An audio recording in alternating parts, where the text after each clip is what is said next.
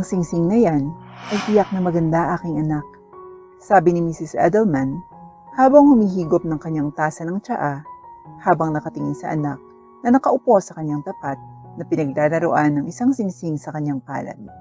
Sinong maswerteng tao na nakakuha ng puso mo? Wala kang sinabi sa akin. Napatigil si Alfie sa kanyang ginagawa at agad na ibinalik ang singsing sa loob ng kahon nito. Sorry mama, hindi ako nagkaroon ng pagkakataon na sabihin sa iyo. Naging abala ka kasi sa kumpanya. Pero may nakita akong isang magandang babae na tunay na bumihag sa aking puso. Nakangiting sabi ni Alfie at napangiti naman si Mrs. Edelman. Nakita niya sa mukha ng anak kung gaano ito kasaya. Masaya ako para sa iyo, Alfie. Sabihin mo sa akin, saang pamilya galing ang babae? The Leonardos, the Villes? Saglit na nag-isip si Alfie habang hinihimas ang kanyang mga kamay bago sumagot. Actually, Mama, nakilala ko ang babaeng ito mula sa isang maliit na restaurant sa bayan. Hindi siya mula sa anumang kilalang pamilya at nagtatrabaho siya bilang isang waitress. I hope you're not disappointed. Nag-aalalang sabi ni Alfie, ngunit natuwa siya nang makita ang matamis na ngiti ng kanyang ina. That's great for you, my dear. Humihingi ako ng paumanhin sa aking assumption kanina. Mukhang interesado ka dati sa mga babaeng aking nabanggit. Kaya naisip ko na baka isa sa kanila. Your answer was certainly unexpected, but I don't mind at proud pa rin ako sa iyo. Ngumiti si Alfie sa kanyang ina. Ano ang pangalan ng babae na nagtagumpay sa pag-aakit sa iyo? Am I allowed to know the identity of this woman? Mapaglarong sabi ni Mrs. Edelman at mahinang tumawa si Alfie. Her name is Jeanette, Mama. Siya ay talagang maganda at mabait. Ngumiti si Mrs. Edelman. I can tell by the lovesick expression in your face. Napahawak si Alfie sa kanyang leeg sa kahihiyan. Anak, kailan kayo nagkakilala? And did anything special happen? Katulad ng mga pangyayari sa isang librong yun na nabasa ko, na nagkabanggaan sila, yung mga ganun. Natawa si Alfie sa sinabi ng kanyang ina. Sana naging ganyan nga, Mama. Pero sa kasamaang palad, we met each other dahil hilingi niya ang number ko. Since masyado akong flustered na hingi ng number niya. We met around 2 months ago, and let me tell you, she was so beautiful when I first met her. Napakaganda, na nakalimutan ko kung paano magsalita at kumilos ng maayos. Ngayong naiisip ko na naman, nahihiya na naman ako. Sabi ni Alfie at namula ang mukha niya sa naisip. Napatawa dito si Mrs. Edelman. Obvious naman kung gaano ka ka-in love. Okay lang, wala namang problema para sa akin. Ipinagmamalaki at mahal pa rin kita. Salamat, Mama. Umiti si Alfie, ngunit pagkatapos ay yumuko siya at sumimangot. Alfie, anak ko, anong problema? May bumabagabag ba sa'yo? Bumuntong hininga si Alfie bago sumagot sa kanyang ina. It's just... Mama, mali ba na pagdudahan ko ang aking kasintahan? Oh, bakit mo nasabi yan? May ginawa ba siya na naging resulta ng paghihinala mo sa kanya? Umiwas ng tingin si Alfie. Hindi naman sa ganyan, Mama. It's just... May mga narinig akong chismis. Masamang alingaw-ngaw na nagsasalita ng negatibo tungkol kay Janet. Ayokong pagdudahan siya pero hindi ko maiwasang magduda. Kaya matagal ko nang iniisip na gusto ko siyang subukin pero natatakot ako na magalit siya sa akin kapag nalaman niyang sinusubukan ko lang siya. At ayoko ng ganun. Mama, anong masasabi mo? Natahimik sandali si Mrs. Edelman at inilagay niya ang kanyang kamay sa baba bago niya pinitik ang kanyang mga daliri. Kung gayon, bakit hindi mo tuloy ang iyong munting pagsubok? Pero paano kung magagalit siya sa akin? Baka nga na magalit siya sa'yo dahil sa hindi mo pagtitiwala sa kanya. Pero tandaan mo ito, anak. Mahalaga ang matibay na tiwala sa isang relasyon. Hanggat ang pagsubok na ito ay hindi makakasakit sa kanya o sa sino man, maaari kang magpatuloy. Ang kahalagahan ng pagsusulit na ito ay upang malaman mo kung ang iyong mga hinala ay tama ba o hindi. Dahil ang bibig ng tao ay kayang magsabi ng napakaraming kasinungalingan. Hindi ko sinasabing sinungaling yung girlfriend mo, don't get me wrong. Ang sinasabi ko ay alamin mo muna ng lubos ang iyong sarili at ang iyong kasintahan upang mawala ang anumang pagdududa pagkatapos makita ng iyong sariling mga mata ang katotohanan.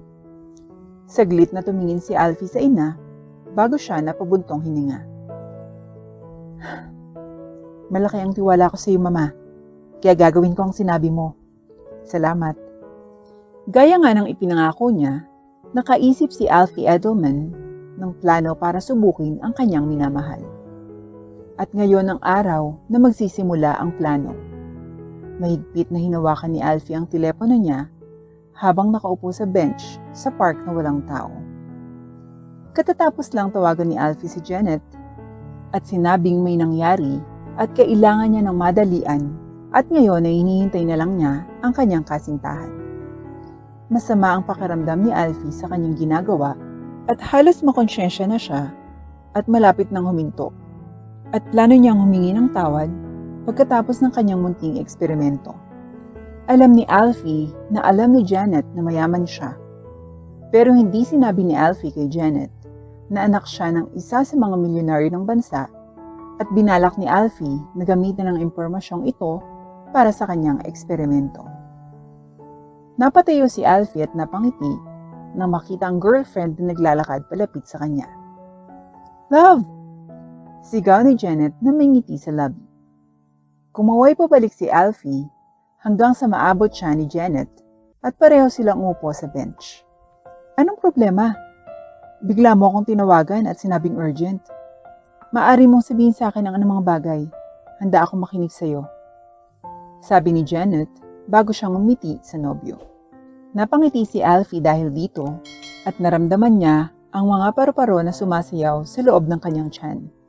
Ngunit pinili niyang maging kalmado. Sa wakas ay oras na para sabihin ang mga salitang paulit-ulit niyang iniisip sa kanyang isipan. Hinawakan ni Alfie ang magkabilang kamay ni Janet at hinawakan niya ito ng mahigpit gamit ang sarili niyang mga kamay bago niya tuluyang sabihin ang mga sumunod na salita. "Janet, may gusto akong sabihin sa iyo at sana hindi mo ko iwan dahil dito." Napataas ang kilay ni Janet, senyales na naguguluhan siya. "Janet, nawala na lahat ng pera ko. Wala na akong pera. Ibig sabihin, hindi ka na makakatanggap ng mga regalo sa akin. I'm sorry, pero hindi ko na maibibigay ang gusto mo simula ngayon. Pero pangako, hindi kita iiwan. Patuloy kitang mamahalin at aalagaan kahit mahirap na lang ako." Sabi ni Alfie na nakakunot ang noo. Natahimik sandali si Janet bago siya nagsalita. "Okay lang, Alfie. Hindi mo kailangang bumili ng mga regalo para sa akin sapagkat hindi ko naman masyadong kailangan. Pero salamat dahil inisip mo ako. I care about you at mahal din kita. Kahit anong status mo, sasamahan kita." Nanlaki ang mga mata ni Alfie sa narinig niya at nakaramdam siya ng ginhawa. I am so glad to hear that. You have no idea." Bago niya biglang hinila si Janet para yakapin. Masayang-masaya ako, salamat." Bahagyang napatawa si Janet. "Kahit kuhol ka, sasamahan pa rin kita. Ganyan kita kamahal." Sabi ni Janet bago siya humiwalay sa pagkakayakap at hinalikan sa pisngi si Alfie. "Paano kung tulungan kitang maghanap ng trabaho? Waitress lang ako, pero may kakilala akong mga tao na makakatulong sa'yo. Sigurado akong tatanggapin ka nila kahit ano pang trabaho.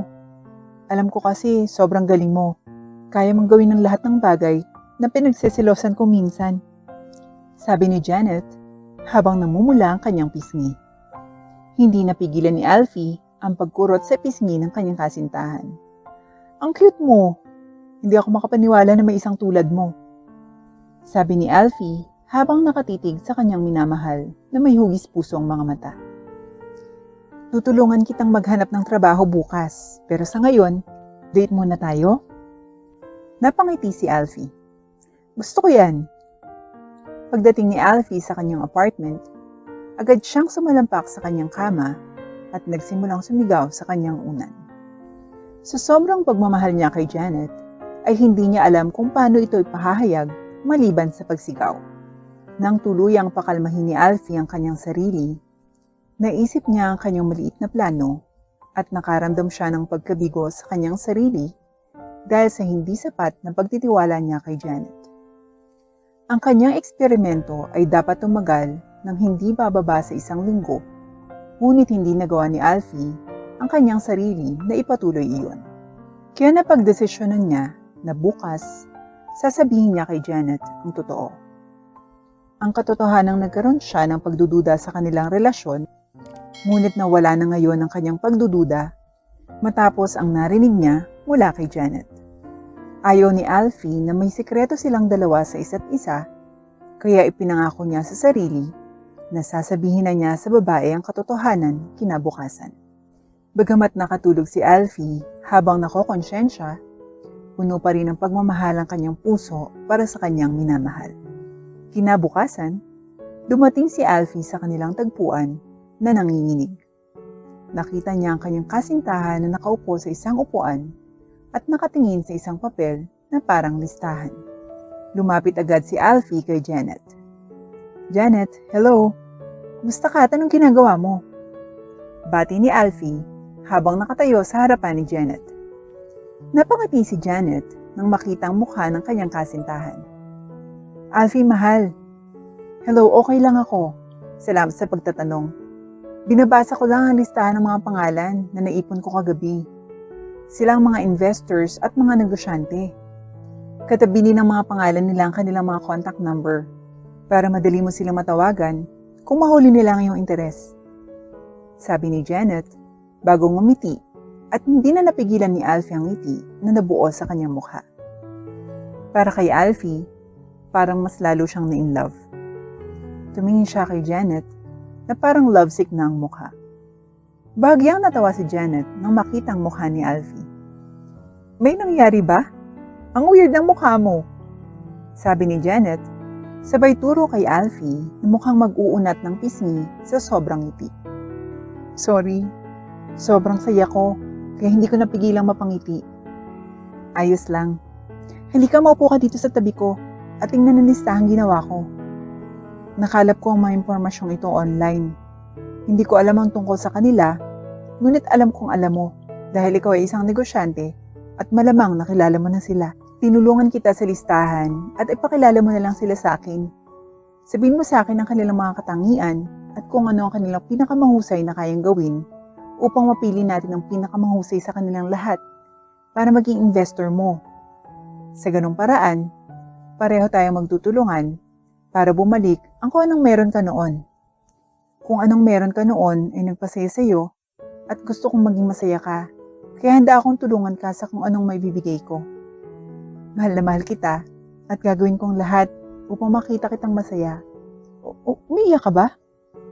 Pagkasabi pa lang ni Janet ay may pumatak ng luha mula sa mga mata ni Alfie. Agad namang pinunasan ni Alfie ang luha at hinila siya ni Janet para yakapin. "Mahal, anong problema?" "Janet, may gusto akong malaman mo." Dahil sa pagkakasala, hindi napigilan ni Alfie ang sarili habang sinasabi niyang totoo kay Janet. Ikaw ba? Ikaw ba'y dismayado sa akin? Ako'y humihingi ng paumanhin. I'm sorry kung pinagdudahan kita." Sabi ni Alfie habang mas humigpit ang yakap niya kay Janet. Walang nagawang reaksyon si Janet kundi ang bumuntong hininga. "Okay lang naman na nakaisip ka ng ganyan. Naiintindihan ko. Kahit na nasasaktan ako sa pagsisinungaling mo sa akin, huwag kang mag-alala. Mahal pa rin kita." Sabi ni Janet habang nakangiti at mas lalong napaiyak si Alfie sa mga bisig ng kanyang kasintahan. "Hindi ako karapat-dapat sa'yo." Alfie, ano ka ba? Huwag mong sabihin yan. Hindi yan totoo." Pinunasan ni Alfie ang sariling luha bago siya umayos ng upo, saka seryosong tumingin kay Janet. "Ikaw ba? Pinapatawad mo na ba ako?" Tumawa si Janet.